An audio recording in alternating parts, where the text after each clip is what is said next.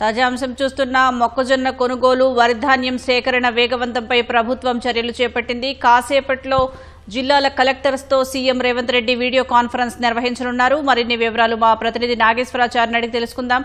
Nageswarachari, CM video conference లో ఏ అంశాలు ప్రధానంగా ప్రస్తావనకు రానున్నాయి?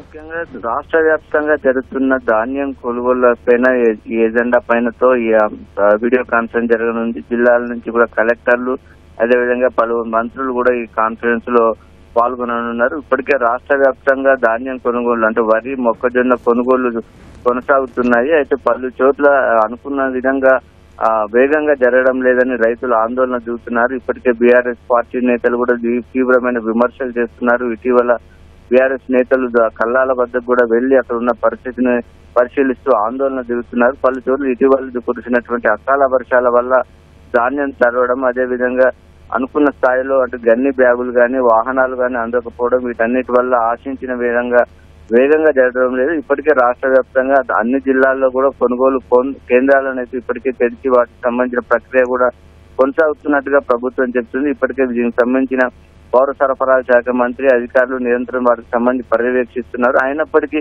ఇంకా పూర్తి స్థాయిలో కొనుగోలు జరగడం లేదని ఒక ఆందోళన రైతులు చేపడుతున్న నేపథ్యంలో ముఖ్యమంత్రి స్వయంగా రంగంలో దిగారు. కాసేపట్లో కలెక్టర్లతో ఇప్పుడున్నటువంటి స్టేటస్ ఏంటంటే ఇప్పటికీ ఈ సీజన్ లో గతంలో ఎన్నడూ లేనంత దిగుబడి రావడం, అదేవిధంగా వాటికి సంబంధించిన రవాణా సదుపాయాలు పూర్తి స్థాయిలో లేకపోవడం వల్ల కొంత ఇబ్బంది జరుగుతున్నట్టుగా ఇప్పటికే ప్రభుత్వం కూడా దానికి సంబంధించి భావిస్తుంది. కాబట్టి ఇంకా ఎలాంటి చర్యలు తీసుకోవాలి, ఇప్పటికే రైతుల నుంచి ఎంతవరకు కొనుగోలు చేశారు, వాటికి సంబంధించిన పేమెంట్స్ ఎంతవరకు అయ్యాయి, ఇంకా ఎంతవరకు జరగాల్సింది, వాటి కోసం అదనంగా ఎలాంటి సదుపాయాలు అవసరం అనే అంశాలపైన వాటన్నిటిని సమీక్షించి ఇంకా చేయాల్సినటువంటి చర్యలపైన ముఖ్యమంత్రి దిశానిర్దేశం చేయనున్నారు.